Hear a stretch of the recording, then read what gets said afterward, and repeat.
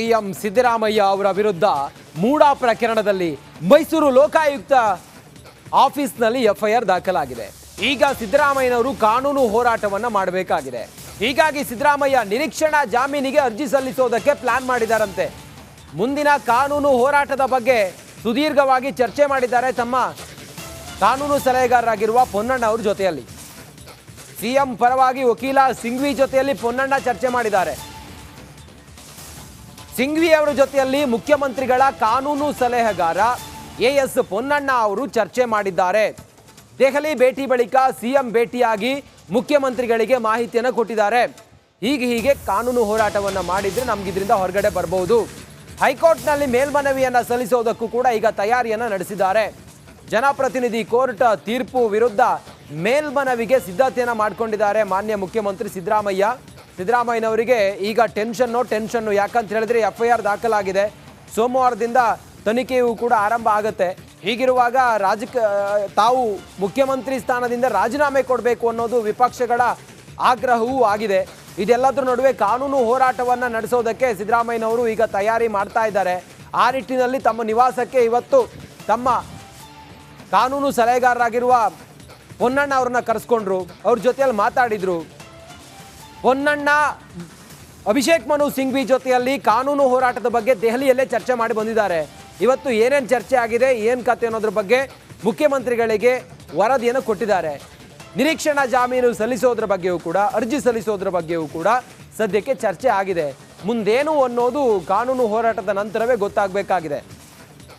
ಇನ್ನಷ್ಟು ಮಾಹಿತಿಯೊಂದಿಗೆ ನಮ್ಮ ಪ್ರತಿನಿಧಿ ನಾಗರಾಜ್ ಈಗ ನೇರ ಸಂಪರ್ಕದಲ್ಲಿದ್ದಾರೆ. ನಾಗರಾಜ, ಪೊನ್ನಣ್ಣ ಅವರನ್ನು ತಾವೇನಾದರೂ ಮಾತಾಡ್ಸಿದ್ರಾ? ಏನು ಹೇಳ್ತಾ ಇದ್ದಾರೆ? ಕಾನೂನು ಹೋರಾಟದ ಬಗ್ಗೆ ಏನಾದರೂ ಸುಳಿವನ್ನ ಬಿಟ್ಟುಕೊಟ್ರಾ?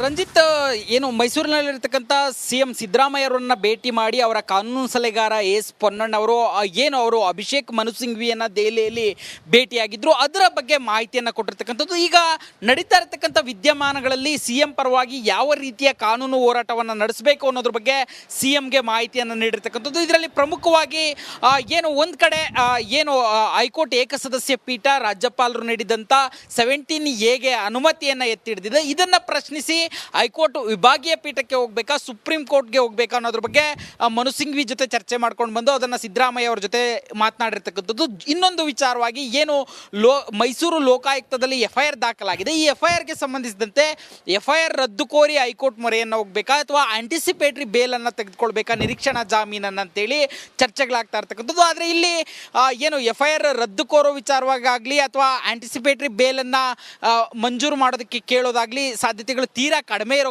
ಸಾಧ್ಯತೆಗಳು ಕಾಣಿಸ್ತಾ ಇರ್ತಕ್ಕಂಥದ್ದು. ಯಾಕಂತಂದರೆ ಈ ಒಂದು ಸೆಕ್ಷನ್ಗಳನ್ನು ಏನು ಹಾಕಲಾಗಿದೆ ಸಿದ್ದರಾಮಯ್ಯ ಅವರ ಮೇಲೆ, ಅದರಲ್ಲಿ ಏನು ಆ್ಯಂಟಿ corruption act, prevention of corruption act ಅಡಿಯಲ್ಲಿ ಕೆಲವೊಂದು ಸೆಕ್ಷನ್ಗಳು ಮತ್ತು ಬೇನಾಮಿ ಪ್ರಾಪರ್ಟಿ ನಿಯಂತ್ರಣ ಕಾಯ್ದೆ ಅಡಿಯಲ್ಲಿ ಒಂದಷ್ಟು ಸೆಕ್ಷನ್ಗಳು, ಜೊತೆಗೆ IPC ಸೆಕ್ಷನ್ಗಳನ್ನು ಹಾಕಿ FIR ಅನ್ನು ದಾಖಲಿಸಿರ್ತಕ್ಕಂಥದ್ದು. ಇದರಲ್ಲಿ 120B ಹೊರತುಪಡಿಸಿ ಬೇರೆ ಯಾವುದೇ ಸೆಕ್ಷನ್ನಲ್ಲಿ ಗರಿಷ್ಠ 7 ವರ್ಷಕ್ಕಿಂತ ಜಾಸ್ತಿ ಶಿಕ್ಷೆ ಇಲ್ದಿರೋದ್ರಿಂದ ಈ ಒಂದು ಪ್ರಕರಣದಲ್ಲಿ ಸಿದ್ದರಾಮಯ್ಯ ಬಂಧನ ಸಾಧ್ಯತೆ ತೀರಾ ಕಡಿಮೆ ಇರುತ್ತೆ. ಹೀಗಾಗಿ ನಿರೀಕ್ಷಣಾ ಜಾಮೀನು ಕೋರೋ ಸಾಧ್ಯತೆ ತೀರಾ ಕಡಿಮೆ ಇರತಕ್ಕಂಥದ್ದು. ಅಲ್ಲದೆ ನಿರೀಕ್ಷಣಾ ಜಾಮೀನು ಕೋರಿದ್ರೆ ಎಲ್ಲೋ ಒಂದು ಕಡೆ ಸಿದ್ದರಾಮಯ್ಯ ತಪ್ಪು ಮಾಡಿದ್ದಾರೆ, ಈ ಹಿನ್ನೆಲೆಯಲ್ಲಿ ಒಂದು ನಿರೀಕ್ಷಣಾ ಜಾಮೀನನ್ನು ಕೋರಿದ್ದಾರೆ ಅನ್ನೋ ಒಂದು ಪಬ್ಲಿಕ್ ಒಪಿನಿಯನ್ ಕ್ರಿಯೇಟ್ ಆಗೋ ಸಾಧ್ಯತೆ ಇರೋದ್ರಿಂದ ನಿರೀಕ್ಷಣಾ ಜಾಮೀನಿಗೆ ಆಗಲಿ ಅಥವಾ FIR ರದ್ದು ಕೋರುವ ಸಂಬಂಧವಾಗಿ ಯಾವುದೇ ರೀತಿಯ ಕ್ರಮ ತೆಗೆದುಕೊಳ್ಳೋ ಬಗ್ಗೆ ಸದ್ಯಕ್ಕೆ ಇನ್ನೂ ಅನುಮಾನ ಇರತಕ್ಕಂಥದ್ದು. ಆದರೆ ಏನು ಏಕಸದಸ್ಯ ಪೀಠ ರಾಜ್ಯಪಾಲರ ಒಂದು 17A ಅನುಮತಿಯನ್ನು ಎತ್ತಿ ಹಿಡಿದಿದೆ, ಇದ್ರ ಬಗ್ಗೆ ಹೈಕೋರ್ಟ್ನಲ್ಲಿ ಸದ್ಯಕ್ಕೆ ಕಾನೂನು ಹೋರಾಟ ಮಾಡೋದಕ್ಕೆ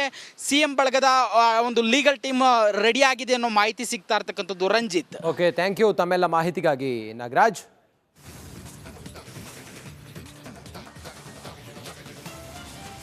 ಕಾನೂನು ಸಲಹೆಗಾರ ಎಎಸ್ ಪೊನ್ನಣ್ಣ ನನ್ನನ್ನ ಭೇಟಿಯಾಗಿದ್ದು ಹೌದು, ಆದರೆ ಯಾವುದೇ ಕಾನೂನಿನ ಹೋರಾಟದ ಬಗ್ಗೆ ಇನ್ನೂ ಕೂಡ ನಾವು ಚರ್ಚೆ ಮಾಡಿಲ್ಲ, ಹಿಂಗಂತೇಳಿ ಹೇಳಿದ್ದು ಮಾನ್ಯ ಮುಖ್ಯಮಂತ್ರಿ ಸಿದ್ದರಾಮಯ್ಯನವರು ಈ ಮಾತನ್ನು ಹೇಳಿದ್ದಾರೆ. ಭೇಟಿಯಾಗಿದ್ದಾರೆ ಎಎಸ್ ಪೊನ್ನಣ್ಣ, ಆದರೆ ಕಾನೂನು ಹೋರಾಟದ ಬಗ್ಗೆ ಯಾವುದೇ ಚರ್ಚೆ ಮಾಡಿಲ್ಲ. ಮೈಸೂರಿನಲ್ಲಿ ಮುಖ್ಯಮಂತ್ರಿ ಸಿದ್ದರಾಮಯ್ಯನವರು ಹೇಳಿದ್ದಾರೆ, ಕುಮಾರಸ್ವಾಮಿಯ ಆರೋಪಗಳಿಗೆ ನಾನು ಉತ್ತರವನ್ನು ಕೊಡೋದಿಲ್ಲ, HDK ಆರೋಪಕ್ಕೆ ಉತ್ತರಿಸಬೇಕು ಅಂತ ಎಲ್ಲಿದೆ ಹೇಳಿ, ಅವರು ಆರೋಪ ಮಾಡಿದ್ದಾರೆ, ನಾನು ಅದಕ್ಕೆ ಉತ್ತರ ಕೊಡಬೇಕು ಅಂತ ಹೇಳಿ ಎಲ್ಲಿದೆ ಹೇಳಿ. ಕುಮಾರಸ್ವಾಮಿ ಆರೋಪಗಳಿಗೆ ಉತ್ತರ ಕೊಡಲ್ಲ ಅಂತ ಹೇಳಿ ಸಿಎಂ ಹೇಳಿದ್ದಾರೆ. ಏನು ಹೇಳಿದ್ದಾರೆ ಮುಂದುವರೆದು ನೋಡೋಣ ಬನ್ನಿ. ಪೊನ್ನಣ್ಣ ಇದಕ್ಕೆ ಹೋಯ್ತಾ ಇದ್ದ ಅವ್ರ ಕಾನ್ಸ್ಟಿಟ್ಯೂನ್ಸಿಗೆ ಹೋಯ್ತಾ ಇದ್ದ ಭೇಟಿ ಆದ ಅಷ್ಟೇ. ಪೊನ್ನಣ್ಣ ನಮ್ಮ ಲೀಗಲ್ ಅಡ್ವೈಸರು ಅಲ್ವಾ, ಲೀಗಲ್ ಅಡ್ವೈಸರ್ ಅಲ್ವಾ, ಮತ್ತೆ ಅವ್ರ ಜೊತೆ ಚರ್ಚೆ ಮಾಡ್ತೀವಿ, ದಿನ ಚರ್ಚೆ ಮಾಡ್ತೀನಿ ನಾನು. ಪೊನ್ನಣ್ಣ ವಿಶೇಷವಾಗಿ ಬಂದಿಲ್ಲ, ಎವ್ರಿಡೇ ಈಸ್ ಡಿಸ್ಕಸಿಂಗ್ ಇತ್ ಮೀ. ನಾನು ಮೈಸೂರಿನಲ್ಲಿ ಇದ್ನಲ್ಲ, ಅದಕ್ಕೆ ಬಂದಿದ್ದೆ. ಹಂಗೆ ಅವ್ರ ಕಾನ್ಸ್ಟಿಟ್ಯೂನ್ಸಿ ಕುಮಾರಸ್ವಾಮಿ ಬರೀ ಸುಳ್ಳು ಹೇಳೋದು, ಅವ್ರಿಗೆಲ್ಲ ಉತ್ತರ ಕೊಡೋದು, ಎಲ್ಲಕ್ಕೂ ಉತ್ತರ ಕೊಡಕ್ಕೆ ಹೋಗಲ್ಲ. ಕುಮಾರಸ್ವಾಮಿ ಹೇಳೋದಕ್ಕೆ ಉತ್ತರ ಕೊಡಬೇಕು ಅಂತ ಎಲ್ಲಿದೆ ಎಲ್ಲಿ ಕೊಡಲೇಬೇಕು ಅಂತ ಎಲ್ಲಿದೆ? ನಾನು ಕೊಡಲ್ಲ ಇದಕ್ಕೆ. ಕುಮಾರಸ್ವಾಮಿಗೆ ಉತ್ತರ ಈ ವಿಚಾರದಲ್ಲಿ ಅವರ ಪಾರ್ಟಿನಲ್ಲಿ ಬಹಳಷ್ಟು ಜನ ಭ್ರಷ್ಟಾಚಾರಿಗಳಿದ್ದಾರೆ. ಅದ್ರ ಬಗ್ಗೆ ಮೊದಲು ಸರ್ ಮಾಡಲಿ. ಅದು ಭ್ರಷ್ಟಾಚಾರಿಗಳಿದ್ದಾರಲ್ಲ ಅವ್ರ ಮನೆ, ಅವರ ಇದರಲ್ಲಿ. ಈಗ ನರೇಂದ್ರ ಮೋದಿಯವರು ಹಿಂಬನ್ಬರ್ಗ್ ಬಗ್ಗೆ ಯಾಕೆ ಮಾತಾಡಲ್ಲ?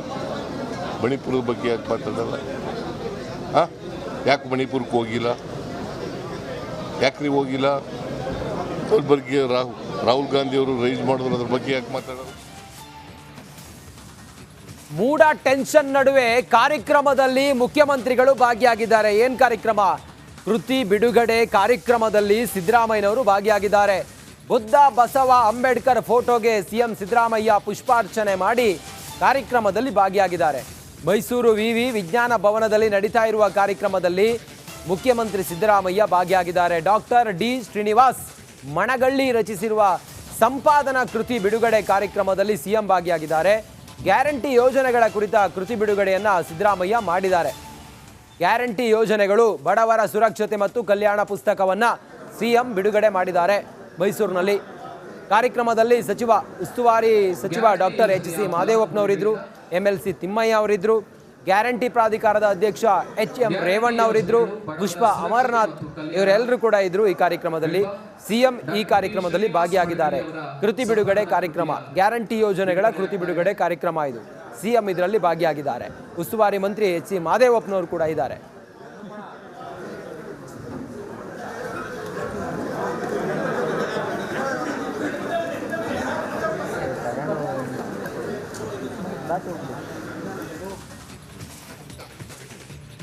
ನಿನ್ನೆ ಲೋಕಾಯುಕ್ತ ಕಚೇರಿಗೆ HD ಕುಮಾರಸ್ವಾಮಿ ಅವರು ಹೋದ ವಿಚಾರಕ್ಕೆ ಇವತ್ತು ಪ್ರತಿಕ್ರಿಯೆ ಕೊಟ್ಟಿದ್ದಾರೆ. ನನಗೆ ಯಾವುದೇ ನೋಟಿಸ್ ಬಂದಿಲ್ಲ, ಸ್ವಯಂ ಪ್ರೇರಿತವಾಗಿ ನಾನು ಹೋಗಿದ್ದೇನೆ, ಲೋಕಾಯುಕ್ತ ಕಚೇರಿಗೆ ಹೋಗಿದ್ದೇನೆ. ಬೆಂಗಳೂರಿನಲ್ಲಿ ಕೇಂದ್ರ ಸಚಿವ HD ಕುಮಾರಸ್ವಾಮಿ ಹೇಳಿರೋ ಮಾತಿದು. ಭೂಮಿ ಲಪಟಾಯಿಸಿರುವ ಸಿಎಂ ನಮ್ಮ ಬಗ್ಗೆ ಮಾತಾಡ್ತಾರೆ, ಮೋದಿ ನಿರ್ಮಲಾ ಸೀತಾರಾಮನ್ ಬಗ್ಗೆ ಮಾತಾಡ್ತಾರೆ ಸಿಎಂ. ನನ್ನ ವಿರುದ್ಧದ ಕೇಸ್ಗಳು ಕೋರ್ಟ್ನಲ್ಲಿ ತೀರ್ಮಾನ ಆಗಲಿ, ಸಂವಿಧಾನ ಸಂಸ್ಥೆಗಳನ್ನು ದುರುಪಯೋಗ ಪಡಿಸಿಕೊಳ್ಳೋದಿಲ್ಲ. ಅಂಥ ಪರಿಸ್ಥಿತಿ ಬಂದರೆ ಗೌರವಕ್ಕಾಗಿ ನಾನು ರಾಜೀನಾಮೆಯನ್ನು ಕೊಡ್ತೇನೆ ಹೊರತು ಆ ರೀತಿ ಎಲ್ಲ ಕೆಲಸ ಮಾಡೋದು